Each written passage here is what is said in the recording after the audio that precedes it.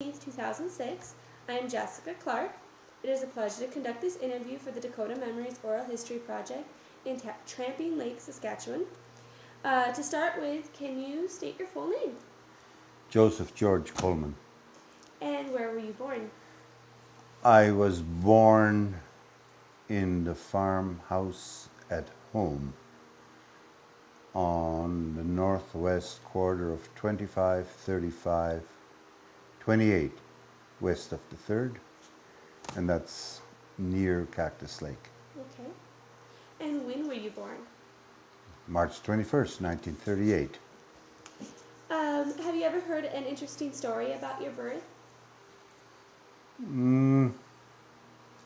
Other than it was spring, first day of spring, and well, nothing really spectacular, but I was born at home, and Dad took the rest of the kids to grandfather and grandmother's place, so they wouldn't be around in the house when all this happened. And that's about it, I guess. Do you know if a midwife was present? No. Another woman, I guess. Okay. Maybe grandmother. I don't know. No idea. How about, do you remember some of your early childhood memories? What were those, if you could think back to some of the earliest memories you had? Well, I can remember the old house. What did that look like? Well, it was a two-roomed house. And there was quite a few of us living in that two-roomed house. Because older than me, there was 3 girls and 3 boys. So I was the 7th in the family, along with Mother and Dad, in a two-roomed house. Oh my goodness. And it was cold, I guess, because I can remember Dad banking up the bottom of the house. You know, nowadays they have insulation and all that sort of stuff. And I can remember him banking up around the bottom of the house with manure, you know, for insulation and keep the cold out and whatnot. So when, in the fall of the year, when it started getting colder, when the cattle and stuff was in the barn, instead of hauling the manure out to the field, he banked it up around the house to, you know, get it about 2 feet higher on the base of the house to keep it warmer. Did it create quite a smell? Not really, it freezes. No, it doesn't. It doesn't create a smell. It froze, and in the spring, they, when it thawed, they loaded it up and hauled it away out to the field and spread it, and used it for fertilizer. That's what manure is, actually. What did you use to heat the home when you were growing up? Coal and wood, but I can remember cow chips. I remember that very plain, because in our area, in our part of the country, there wasn't not an abundance of trees, like, so we had a scrounge for their own, and burned the cow chips, gathered them up when they were dry, put them into gunny sacks and stacked them up and burned them, and it worked. Smoked. And that didn't create a smell either, or? Not, well, I don't know, but it didn't create a smell any different than if you're burning wood. And it didn't get very hot, actually. Like when Mother was baking bread, it sometimes took, you know, it doesn't get as hot as wood or coal. So. When she would bake bread in the summer, would she do it in the house? Oh yeah, yeah. Oh, yeah. How would you try to cool down the house? I don't know.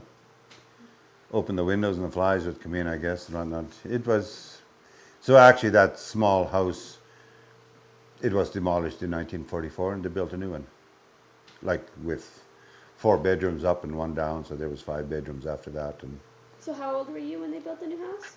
4. I remember that plainly, like I can remember that event. very plainly. Did you watch them demolish the house? Well, yeah, and like we'd done our share of the work too, whatever we could, like gather up scrap and whatnot, and they reused all the old lumber and the old nails. Now you chuck everything in the garbage, but I remember trying to help to straighten nails out so that they could be reused. Did they demolish the old house before they built the new house? Yes, Okay. and we moved into other things on the farm, like granaries and whatnot. Everybody slept in granaries and whatnot. It was a hell of a job. Like, I don't know how Mother washed or, well, she had a washing machine, a hand scrubbing washing machine and that, but we used about 3 or 4 granaries. Like, some we slept in the granary and cooked in another granary and whatnot, because they tore the old one down and built a new one. The old one, you said there was 2 rooms and 7 children? Yes, Where did everybody sleep? in the second room. No, some slept in the room which was the kitchen, and it was the kitchen and dining room, one room, and then the next room was a bedroom, and I guess us guys slept in the kitchen. It was, well, it was big enough, so the stove and table is in one side of the room and the bed's on the other. You know, everybody sort of. When they built the new house, you said there was 4 bedrooms. 4 bedrooms up. Okay. So where did people sleep in that house? Well, the boys had 2 rooms and the girls had 2 rooms. And Mother and Dad slept downstairs. Were there beds for each child? Or? No. Some, like in our room, there was 2 beds, like about a 54-inch bed and a cot. And so in the big bed, there was 3 guys sleeping. 2 guys up on this end and 1 guy on the foos end. You know what that is? The foos end? That's down by the feet. 1 guy slept on this end with his head up here, and the other 2 guys slept up there. So, no, we were still young. We weren't that big or anything. Let's turn to the environment. What was it like growing up on the plains? Well, it was cold for one thing. And like, it seemed like it was a lot colder then, the winters, than they are right now. Like, and it was. Like, I can remember that plain.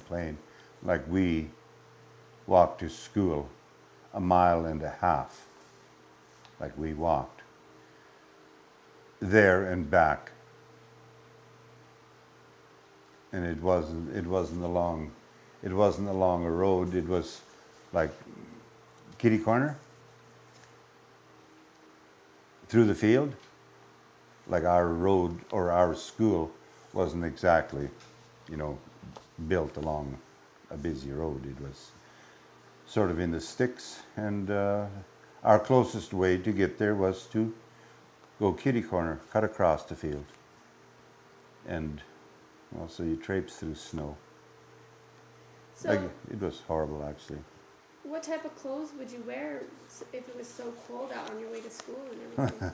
We didn't have the clothes they got now, like what they got skidoo suits and that. Well, you just wore 2 pairs of pants and a thing they call a mac now, like it was a sheepskin lined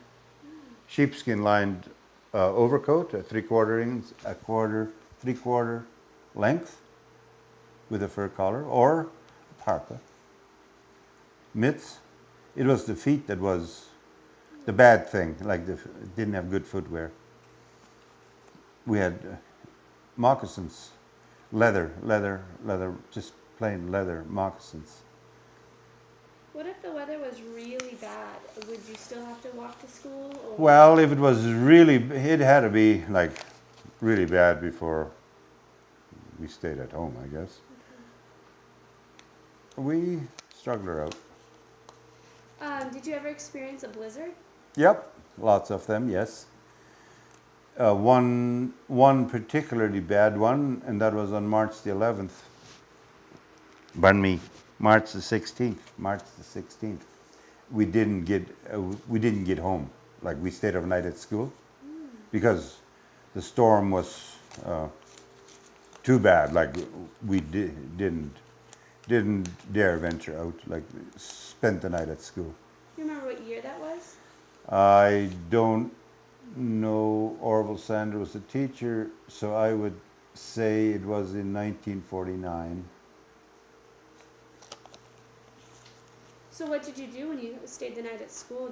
Were there blankets and stuff? Well, they brought a few blankets in from like some people drove with sleighs and horses. We didn't. We walked because we didn't really have the stuff to drive with, and Dad needed a horse at home.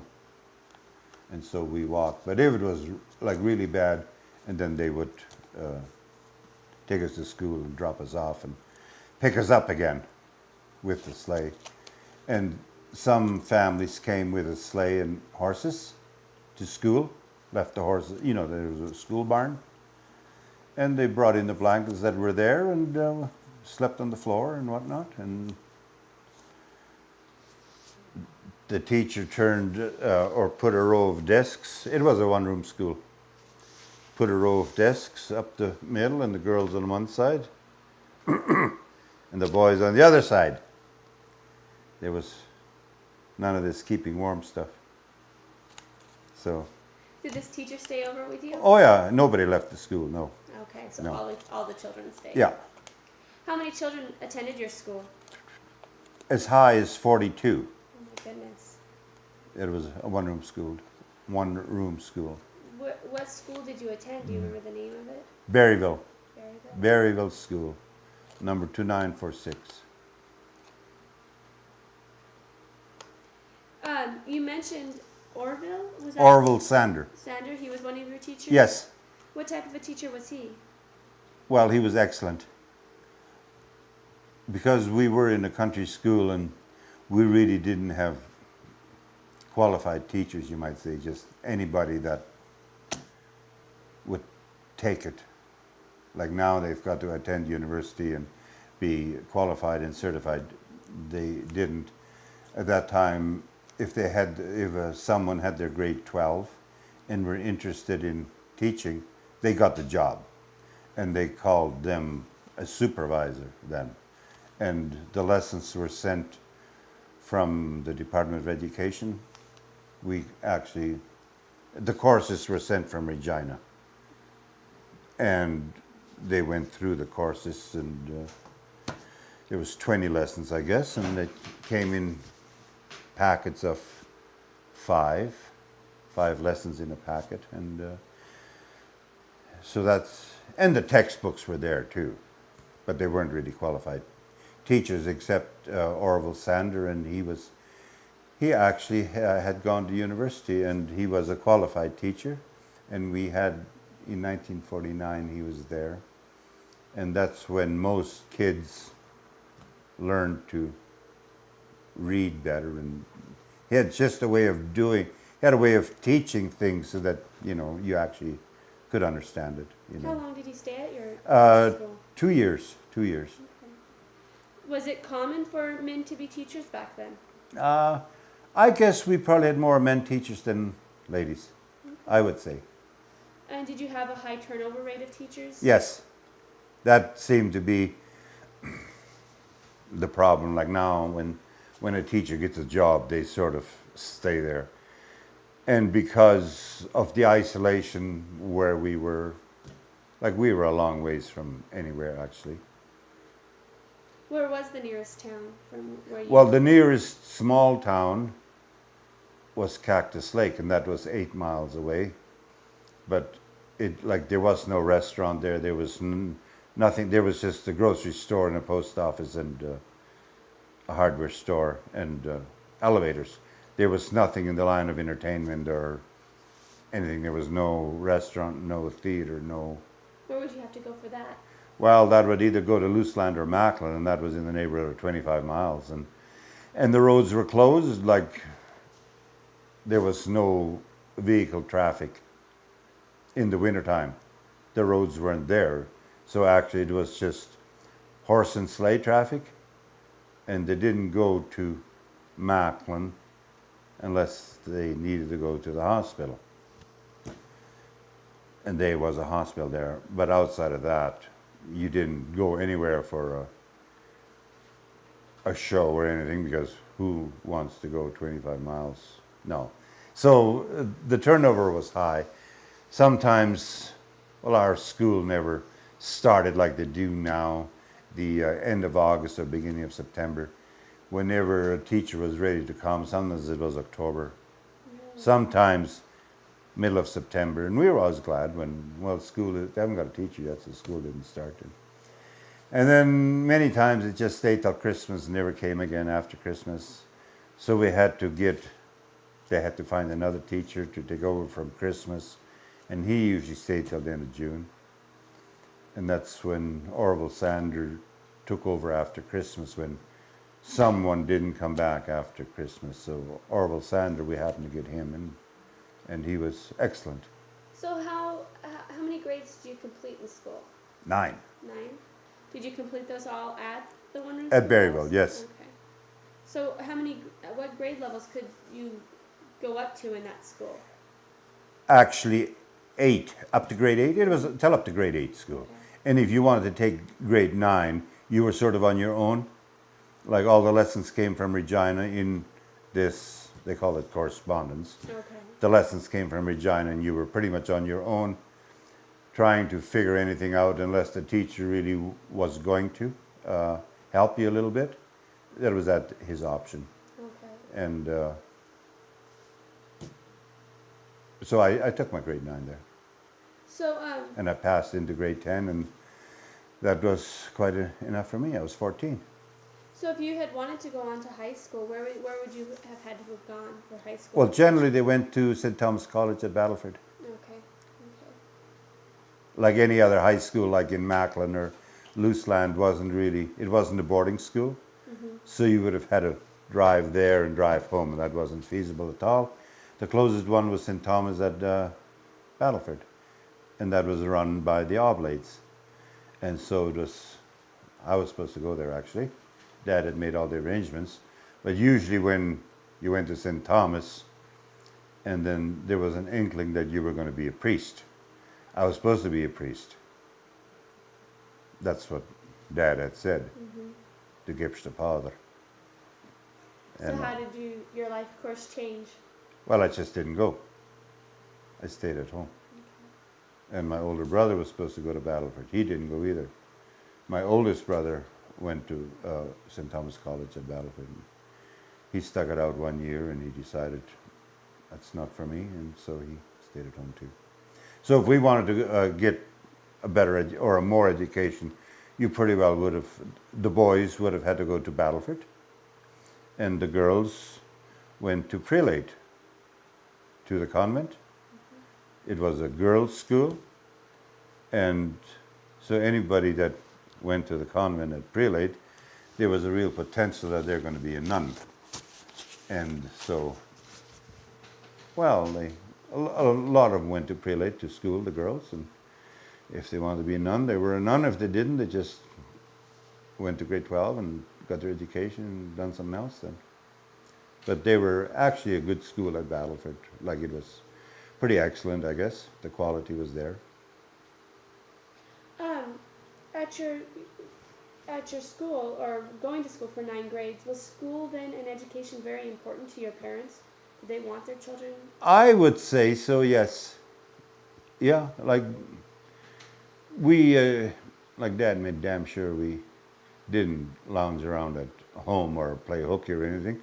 We could stay at home when there was work. Like, there was always extra work on certain days, like when we had to take cattle to the government pasture or whatever, you needed extra guys around, or in harvest time, stooking and whatnot.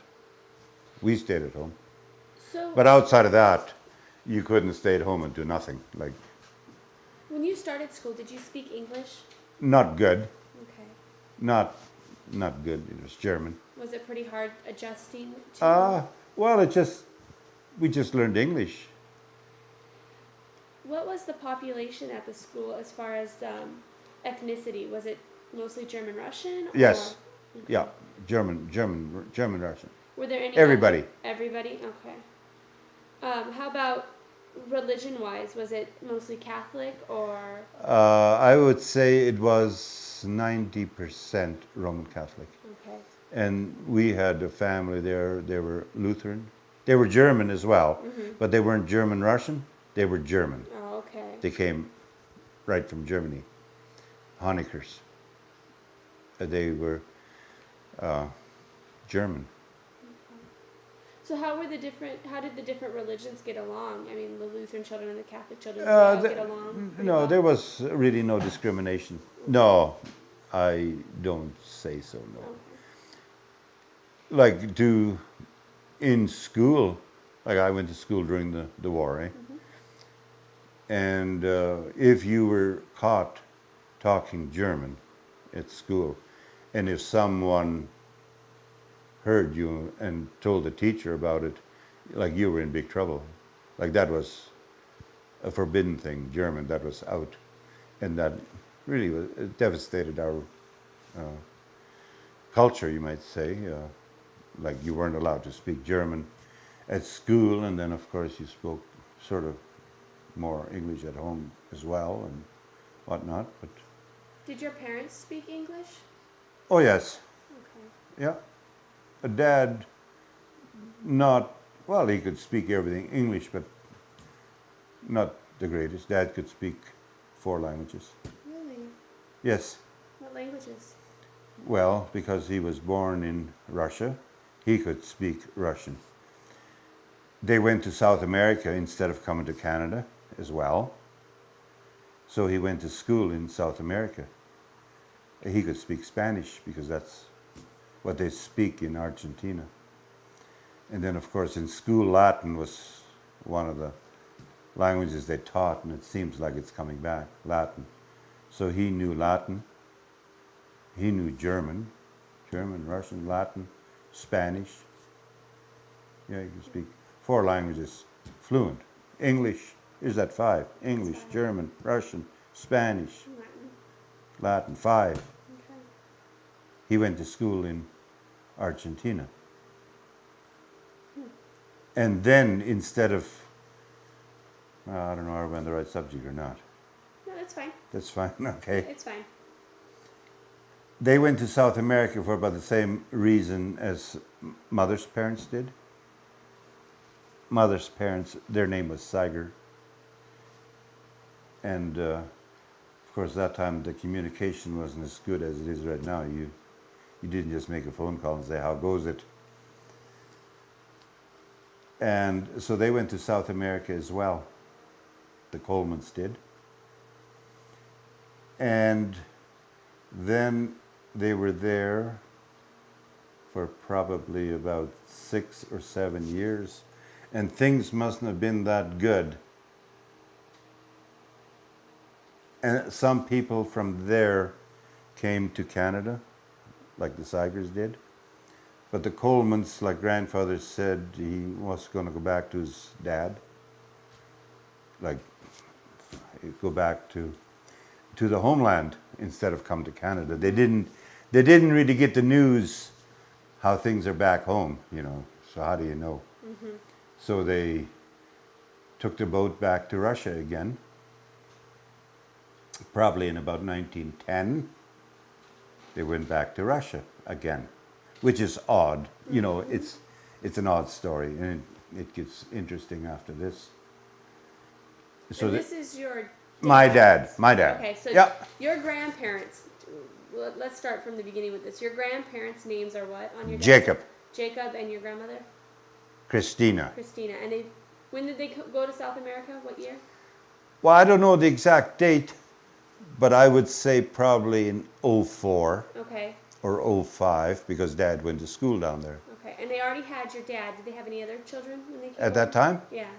Yeah, there was, when they went to South America, there was Dad, Uncle Adam, and Aunt Katie. Okay.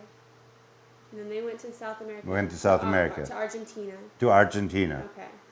I don't know where, but they talked about Buenos Aires. So Okay. And that's maybe like when we talk about Saskatoon, whatever. so then they were there for 4 or 5 years. Yes, And then left and went back to Russia. that's right. Okay. And so then where did they go from Russia? And then, okay, they went back to their homeland. I imagine grandfather's dad was still living. So that's where he went back again. Then when they got back to Russia, things didn't look that good right about then, in about 1912. And then they didn't have any more money for sailing neither. You know, they had buggered up all their money, spent their money, going to South America, probably didn't make anything there. Went back to Russia, and by then there wasn't a lot of money left anymore, so grandfather decided now it's time to get out of here. So he came to Canada, and the rest stayed back. Okay. So when your grandfather came over to Canada, did your dad come over? No, Okay. No. How'd your dad get over here? it took another 10 years after that. Okay. So did your dad ever talk to you about what life was like back in Russia? Not a great deal. Like grandfather came to Canada in 1912, took up a homestead, sort of lost all contact with everybody that was left back there, grandmother and Uncle Adam and Dad and Aunt Margaret and Aunt Katie and Uncle Jacob. He was born in South America, Uncle Jacob, and so was Aunt Margaret. And so grandfather came and took up a homestead, and it was batching for 10 years in Canada, out by St. Donatus. And then that's when the trouble was brewing in Russia. And Dad was just by that time getting to be of the right age. And so actually he was in the Bolshevik Revolution. Really? Yeah. And so he was there for 2 years. And he really didn't like what he was fighting for. Like, I mean, so he deserted. He was a deserter. And that's when he became hunted. So he was on the escape list for about 2 years, hiding out at that time. And eventually they did get out of Russia in 1922. He came to Canada. They crossed the border with a herd of sheep called. They had traded a pound of butter, I guess. Somebody helped them. So when your grandfather first came over, did he come straight to Canada or did he go through the States and then up? No, he came to Canada. Okay. And Battleford. your dad, same thing? Came to Yeah, Canada? they heard of Battleford. That was a stopover place. Okay. Came to Battleford and took up a homestead and moved out here. So what year did your dad finally arrive in Canada? November the 11th, 1922. Okay. He came under a different name, like it wasn't Alphonse Kohlman. They changed their name, and I think he was Adolf something or other. So let's turn to your mother's parents and their story. Okay. When did they leave Russia and where did they go? And Well, I would, like, they too heard of Battleford. You know, that was sort of a stopover place. So they came to Battleford from South America. And they lived in Battleford for a year or two. Like, got odd jobs, working here and there. The older kids, and grandfather had a job somewhere. And then from Battleford, Grosswerder was sort of a district, straight west of here actually, Grosswerder, German settlement, and they knew about that, so went to Grosswerder and sort of got your bearings and got some information and whatnot, and took up a homestead, and so when they left, headed her out. when they left Russia, did they have any children? Who did? Your grandparents. on your A mother's Siger? side? Yeah. Oh, yes. I would say 3, Aunt Mary and Annie. 2 they probably had. Okay. 2. And what your grandfather's name? What is his name on that side? On the Siger side? Yeah. Jacob. Jacob. And then your grandmother's name? Catherine. Catherine. Okay. And then they went to Argentina. Yes. That's where your mom was born. That's right. Okay. And then did they have any more kids down in Argentina? I would say so because mother was born there. She was the first one born there, and then there was probably Aunt Bertha, I guess, was born there. There was a boy born there. He died there, Peter. He's buried down there. And I'm not quite too sure who was born there. Probably mother and Aunt Bertha, I guess, too. The rest were born here in Canada. So your mother and father both had some of their childhood in Argentina. Yeah. Did either of them talk to you about what Argentina was like? Well, not really, except I don't know what grandfather Kohlman did, what sort of work they done there. I have no idea. They really didn't talk much about it, not to us, not really, but we, like grandfather Zeiger, they worked on a cattle ranch. Whatever grandfather's job was, I have no idea. Like what do you do? Work with cattle, I guess. And that was his job, but what grandfather Kohlman done, I have no idea. Do you know how your parents met each other? Well, both grandfather Zeiger, that family, and grandfather Kohlman, that family, they were friends in Russia. Like the parents were friends in Russia. They went to Argentina, I suppose went to about the same place, I guess. They were friends there. And then when they came to Canada, what the heck?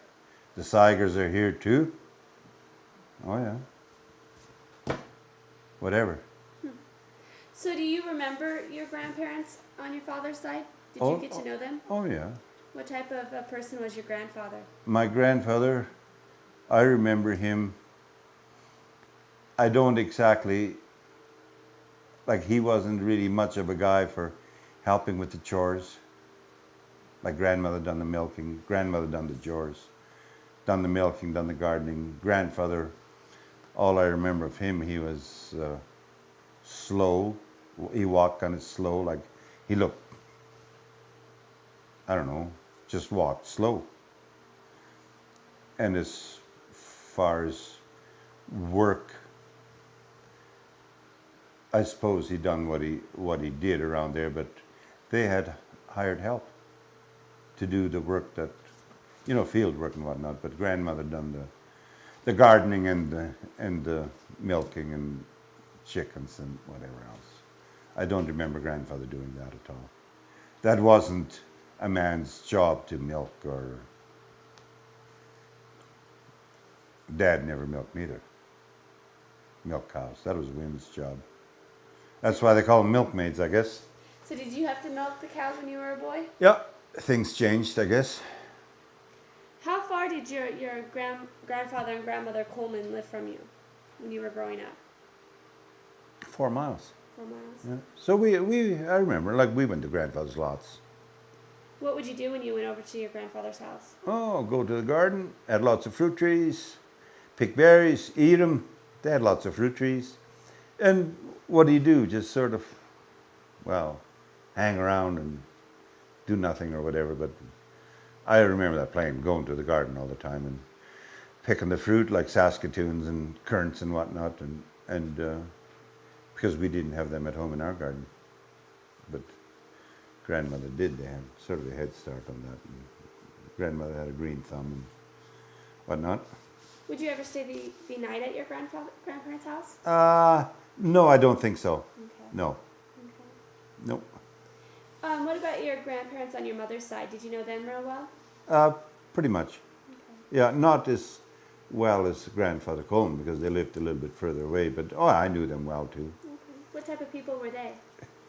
Well, grandfather was sort of more industrious, like he done his share of work there, I guess. Just sort of, around the yard and on the field and whatnot, whatever they done then. Grandfather Zeiger never did learn to drive a car, and grandfather Kohlman neither. They couldn't drive a vehicle. Like, they used horses. They used horses to go wherever they went, horses to church and horses to town or wherever. And once people got cars, well, then the oldest boy in the family drove. Like, grandfather Kohlman never owned a car. No. If he needed to go further than to town to get the mail or take the cream back or whatever, he went with a single buggy and a horse. And if he needed to go some other where, which was once a year or whatever, whoever had a car took him. They had really no need to go anywhere. They sort of didn't get sick. Like, you didn't hear them running to the doctor for a cold or running to the doctor for this. Or Where was the nearest doctor At to you guys? Macklin, which was 25 miles away. Whatnot. Do you remember in your childhood anybody ever needing to go to the doctor? My oldest sister did, yeah. What was wrong? She had an appendix. It was a ruptured appendix. Dad took her to Macklin with the horses. We had no phone either, actually. There was no phones. Didn't have the power neither. There was no power, no phones neither. Dad took her with the horse and sleigh to Macklin. It was an emergency situation. It was ruptured, the appendix. And Dr. Ide, he was pretty good at it, and he done surgery, and she survived. Any other family members need to go to the doctor? No. Okay. Nobody broke their leg or anything, so you didn't need to go for that. No, nobody in our family broke a leg or broke an arm, or and if you fell on your head, well, that wasn't that bad. It didn't break, and it sort of got better. So when you would get a cold or the flu or anything, would your mother take care of you, and what would she do? Well, there was always things that you could do. I don't know, just hot tea and honey and whatever. And if you got the run sort of pretty bad or whatever, there was always that old sack of oats that they heated up in the oven, and you sat on that old sack of oats. An oats bag of oats. Sort of sat on that, and that sort of took the place of a hot water bottle, I guess, or whatever else, and it was okay. And some guys made mustard plasters, and if it was real bad, for your chest or whatever. Or used camphor ointment. That sort of was a warmer upper, and that sort of warmed you up. And after about a week or so, you were good again. Your parents. Let's talk about your father for a while. What was his name? Alphonse. And his last name? Kohlman. It had to be. It had to be. And you've already said that he was born in Russia. Yes. What type of a person was your father? You had to toe the line. Very much so. I guess those were the circumstances they grew up under. Like when he was growing up, actually he was 2 years in the army, so he had military training, and you know how they train you there. He was 2 years in the army and 2 years with the Bolsheviks, and then he didn't like what he was fighting for, and he deserted and whatnot. They spent time in Siberia, him and Uncle Adam, and so you didn't get away with too much. Like, he was damn strict. Was he an affectionate person? I don't say no. No, not really. Okay. No. Were you close to him when you were growing up? Not really. Okay. No. What You were type- ordered to do your work, and you do it, and that was about it. When he wasn't working on the farm, what types of things would he be doing? Well, there was no such a thing as hobbies. They played cards in the evening and that, but there was no no hobbies, like there was no skating, no golf. There was nothing. Nothing. He wasn't sports minded whatsoever. That time in our area there was baseball, but there was nothing. Nothing. No pool or no swimming, nothing. When one of the children stepped out of line or got into some mischief or didn't do their chores, you say it was strict. How would he discipline the children? I don't think anybody stepped out of line. He got one across the back, I guess. Oh, shit. Your head sort of bobbed around a little. But I don't say there was a problem anywhere. Not like they have nowadays. Like now they get grounded. And no, nobody actually got out of line. Okay. Your mother, what type of a person was she? Well, she took care of the kids and whatnot. And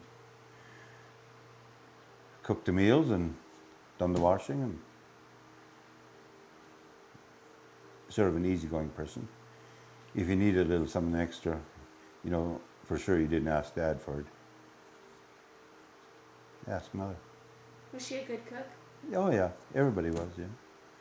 Went to church, like we had to go to church every Sunday. Church every Sunday, winter and summer, with the horses. We had 4 miles to church. It wasn't an easy thing. What church did you go to? St. Donatus. Like it wasn't so 30 below and sit on the sleigh for 4 miles just to go to church. Wasn't fun. What time in the morning would you have to leave to head to Well, church? probably 9. Church was probably at 10. I just don't remember the times. How long would church last back then? At least an hour. Because the old priest we had, now that's another story. Like he was damn strict too, Father Hobbits. He came from Germany too, like he was German born, German raised, German educated. And he was no fun to be around. So when you It's started, tough. And like the sermons were in German, High German. We didn't speak High German. We were Blattdeutsch. It's sort of a makeup. Well, it's German, but there's so many different dialects in German that we, like grandfather, they came from the northern part of Russia, from the Volga region. The town or their area or their whatever it was, I guess it was Shuk was their hometown in Russia. And that was in the northern part. So our dialect is a little different than the people that came from the Ukraine, like from Odessa. It's different, like a lot different. And so we were Saradov. So the other German Russians around the area, were they also Volga Germans or were they? I'd say about half and half. Some were, they called them Siedlerisch from the southern part, and we were Saradov. That's from the northern part, and so that was the difference there. So tell me a little bit about religion and church when you were growing up. What did it consist of? What was it like? What did you do? Well, we went to a country church, St. Donatus. It was a long ways from anywhere. No towns close by. There was no power there. There was no phone there. There was an old coal and wood furnace in the basement. Cold, cold, cold. In the wintertime. Summertime was okay. And the priest was German, which was okay, but his sermons were in High German, and it was hard. We didn't quite understand High German, and so it basically didn't mean a damn thing. Well, we could understand it, but Didn't have no interest in it, but we were there.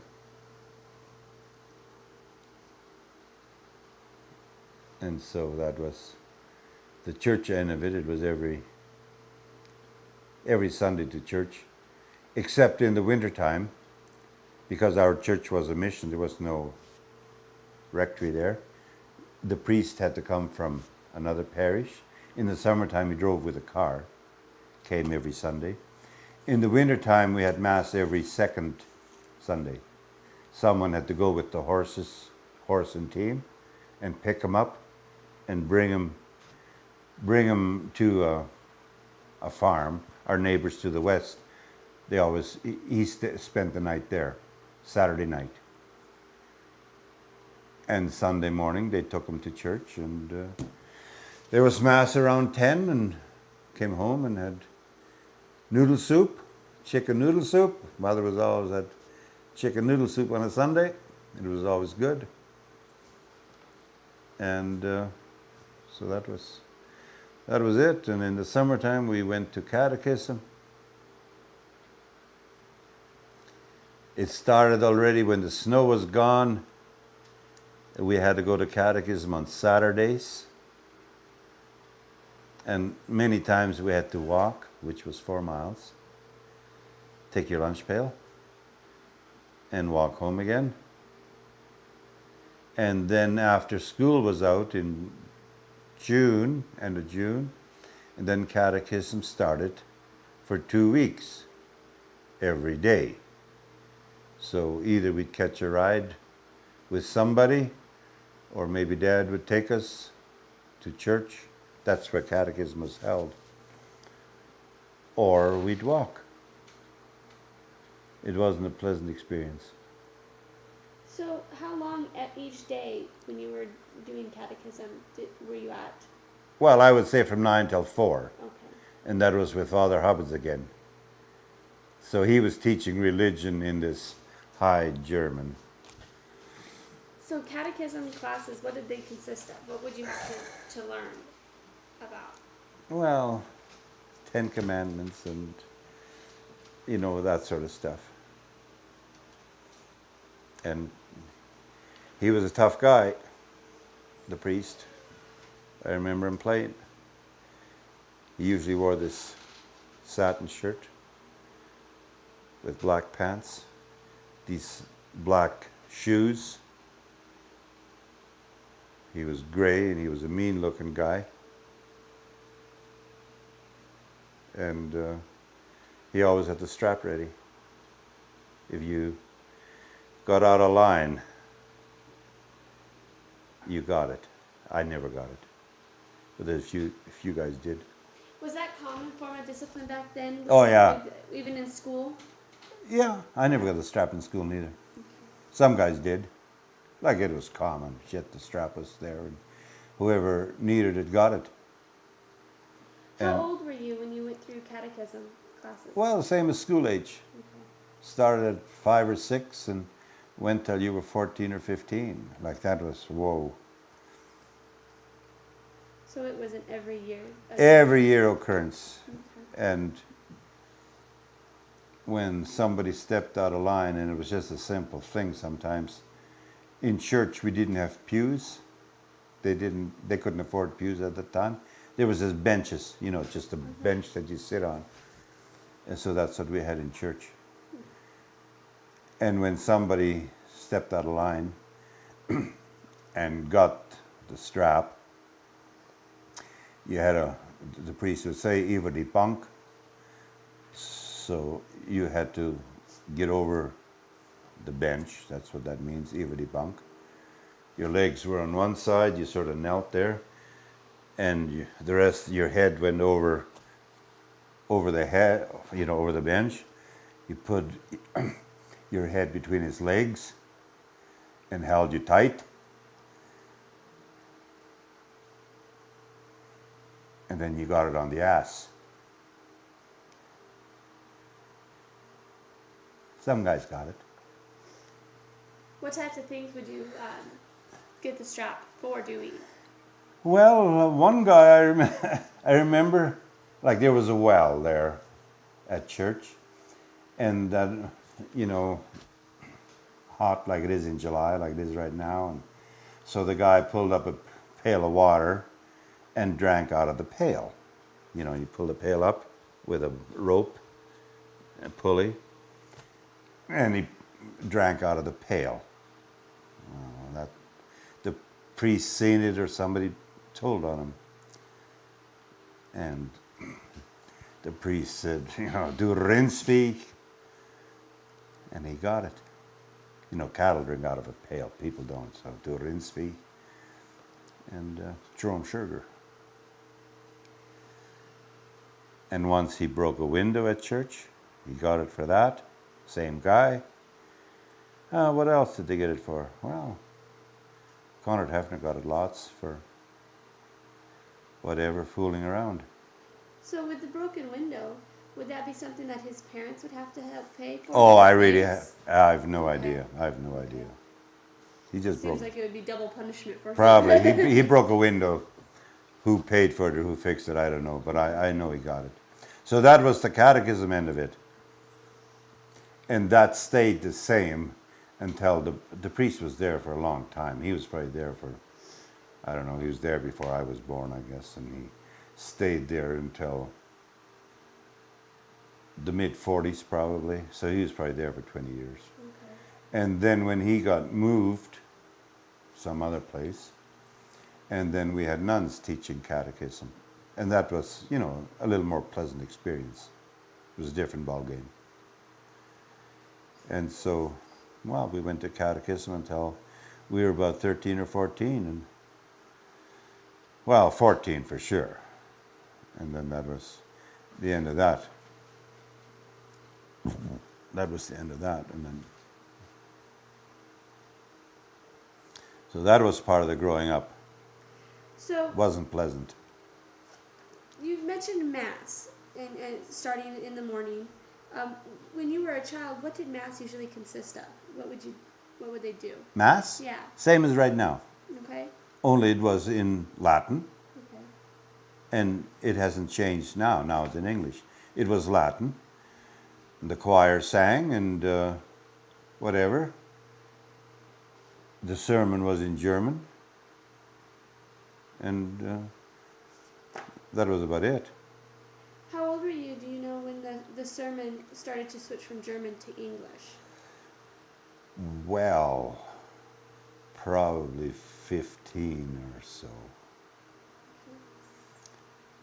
Once a younger priests started coming, priests that were educated here at Battleford, and then there was a different style of sermon, I would say. And then the sermon was half, he'd speak in German for half the sermon, and then he'd give the sermon in English too.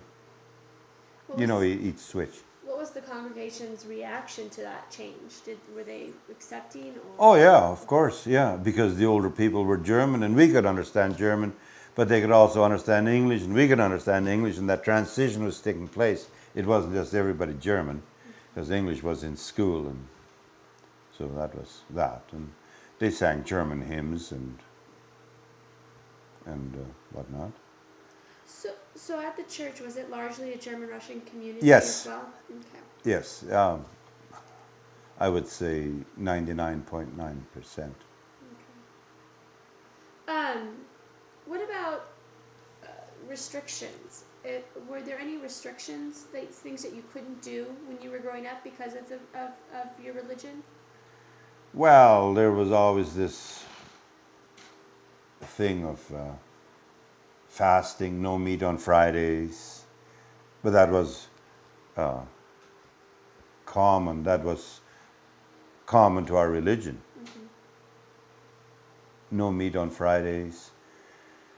There was no meat on Wednesdays and Fridays in Advent, which was 4 weeks before Christmas. And then there was Lent. There was no meat on Wednesdays and Fridays. Wednesdays, I think they had a half a fish on the calendar. We got this calendar all the time, this Catholic calendar, and all the feast days were on there, and they were marked on there. It was a day of fast and abstinence or whatnot, and during Lent you were supposed to fast, not, do without some things and whatnot. And there was no dances in the area during Lent or Advent, whatnot. Nothing. When Like, you would give something up, what were you doing that for? What was the meaning behind it? well, I suppose you were supposed to fast to do penance, I guess, for just plain fast. Started on Ash Wednesday and went until Easter. You probably heard all this stuff before already, so. Actually, I haven't gone into much religion with people Oh, before, so okay. you just started talking about it, so Yeah. I figured I'd go with it. May as well go with it. The seating in the church, was it like it is today? Oh, okay. It was different. The women on the left, the men on the right. Like it was segregation, you might say. The women, the younger ones to the front, and as you got older, you progressed to the back. And the men, the same thing, men on the right-hand side. Younger kids on the front, older to the back. Did the children ever misbehave sitting all together with us? I don't really, there was some, but then there was a couple of guys in church sort of appointed to discipline the kids if they sort of misbehaved. How kids are, they sometimes poke around a little bit, and somebody from the back just couldn't tolerate it anymore, so he walked up there and sort of set them apart a little bit in that. Do you know when that seating arrangement started to change? Well, I would say in the 50s. Once these old German priests, pretty near every parish had an old German priest. And it was, common at that time to German community, German priest. Is the church that you attended when you were a child, is it still Oh, yes. open? Oh, yeah, St. Donatus. Okay. How long did you attend that church? Well, until we came here, until 62. So you were baptized, took your first Holy Communion, Yeah. and did you get married in that church? No, we got married here. Okay. Can you tell me a little bit about your first communion? Well, to tell you the truth, we got instructions, but they were in High German, like Father Hobbit's.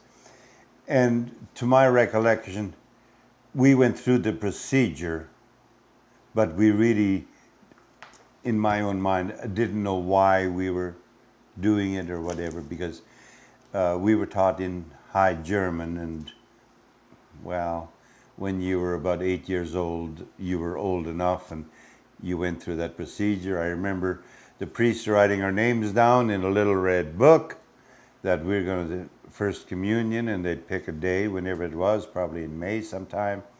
And then when that Sunday came, you just lined up. But as far as getting specific instructions about our religion and that, it was taught at catechism, but I don't say that.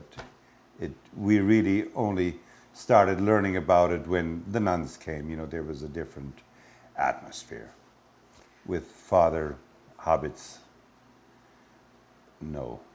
After you took your first communion, did your family have some type of celebration for you? No. Or was it just an No, average? it was just this Sunday, and everybody wore a suit for church anyway, and shoes, polished shoes, and we had a red or a white carnation here and a Strauss, a white ribbon or something like that. And You said everybody wore a suit. How many children were in your family? oh boy, there was 5 and 9 is 14. Like the boys all wore a suit to church and a tie, and the shoes were polished, and every Sunday and the girls wore a dress and a coat and a hat, and sometimes there wasn't enough to go around, so somebody stayed home from church that Sunday so somebody else could wear the coat and hat. And because there was 9 girls in our family, and everybody had, that amount of kids, and well, there's not enough shoes for everybody, so Some guys stayed home with some of the older ones stayed home with some of the younger ones. You couldn't drag 14 or 15 to church. The younger ones really didn't go to church until they were about 5, I guess. They stayed at home. So with the clothing that you would wear, a nice suit and stuff, would those be hand-me-downs from the old It was to a certain extent, but like I remember having a new suit. It was a sailor suit, the gray pants, and it had the jacket with the gold buttons and a belt and this stupid hat, this sailor. It was during the wars. Okay, they were in the catalog. So you ordered it from the catalog? Oh yeah, it came from Eaton's catalog. Eaton's Oh catalog? yeah, that's where the clothes came from, Eaton's catalog. Okay. And they came in the mail, COD. Pay for it when it comes before you could take it out of the post office. You know what COD means? I don't. Cash on delivery. Huh. You could order COD. So Eaton's would send it, comes to the post office. Before the postmaster handed it out, you had to hand over the money. And then he remitted the money to Eaton's. That's interesting. I never knew that. COD.